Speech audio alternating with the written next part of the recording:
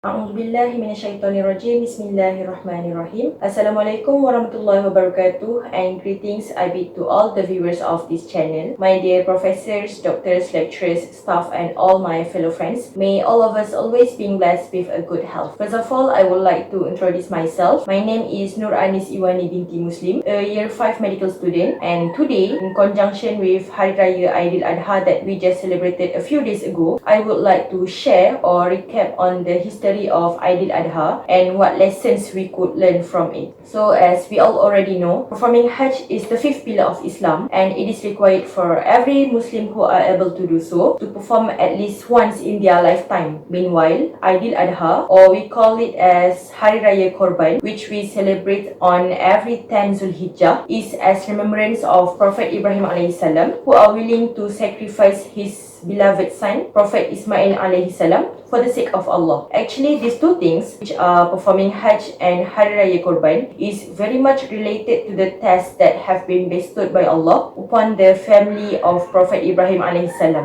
The story starts with the patience of Prophet Ibrahim alayhi salam and his wife Hajar, who has been waiting to be blessed with children for many years. If I'm not mistaken, Prophet Ibrahim alayhi salam was 86 years old when Allah sent Prophet Ismail as his child. When Prophet Ismail alayhi salam was still an infant, Allah has commanded Prophet Ibrahim to leave Hajar and his son alone in a desert that has no one, no food, no animal, no water supply available. And there is a hadith in Sahih al-Bukhari stated that Hajar has repeatedly asked Prophet Ibrahim on why does he do that, but he did not respond until she asked, "Did Allah commanded you to do so?" He said, "Yes." Then Hajar said, "Then he will not leave us alone." After realizing that it is the commandment of Allah subhanahu wa ta'ala, her faith remained strong, knowing that Allah is the one who commanded Prophet Ibrahim alayhi salam would never do that without purpose and wisdom. She also knew that when Allah brings them into a situation, He will also be the one to guide them through it. After some time, all the essentials that Hajar had was gone and her milk was dried out. So both of the mother and son became thirsty, and they ran between the hills of Safa and Marwa several times in order to find anyone whom she could ask for help. And when she reached at Marwa for the seventh time, she heard a voice, and later water flowed out from that place, and today we call it as Zamzam water. The journey of Hajar between Safa and Marwa also we call as Sa'i, and it is one of Rukun Hajj. Next, for the second story,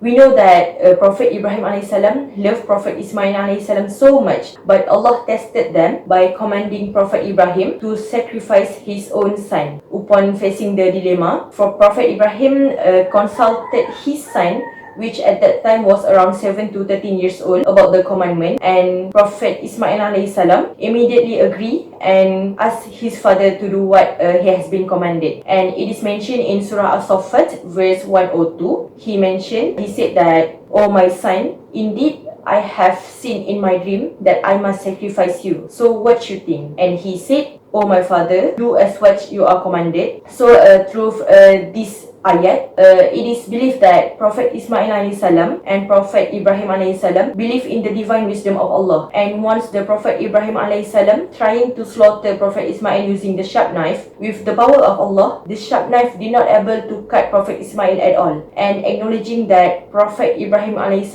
willing to sacrifice the thing that is most valuable to him for the sake of Allah, Allah has replaced Prophet Ismail AS with an animal, and later an animal was being sacrificed instead. From these two stories, the most important message that I would like to convey is always trust Allah in every situation. The fact that Hajar was being left alone in a desert with her newborn son shows us how amazing her trust is in Allah subhanahu wa ta'ala when she was in a difficult situation. She has no doubt in Allah's help. Even Prophet Ibrahim AS was willing to sacrifice his own son, which he has been waited for 86 years in order to obey the command of Allah subhanahu wa ta'ala. In Surah At-Talaq verse 3, وَمَنْ يَتَوَكَّلْ عَلَى اللَّهِ فَهُوَ حَسْبُهُ. The meaning is, and whoever puts their trust in Allah, then He will suffice him. This family also taught us to be patient and make an effort to become success. Both Prophet Ibrahim AS and Hajar did not complain or give up when facing the test. For example, Prophet Ibrahim kept on praying asking from Allah to get a child, and Hajjah exhausted all of her efforts by going to and fro between two hills of Safa and Marwa in order to seek help. It is mentioned in Surah Ar-Ra'd, verse 11. Indeed, Allah will never change a people's state until they change their own state. Their faith remain unshakable despite of all the tests that they've been going through. This is why the act of Qurban and Sa'i is being performed in the rituals of Hajj in the commemoration of Hari Raya Aidiladha. It is to remind us that the true faith is to put Allah, the one and only God, as the first in every situation, because indeed Allah knows the best. That's all from me. Thank you.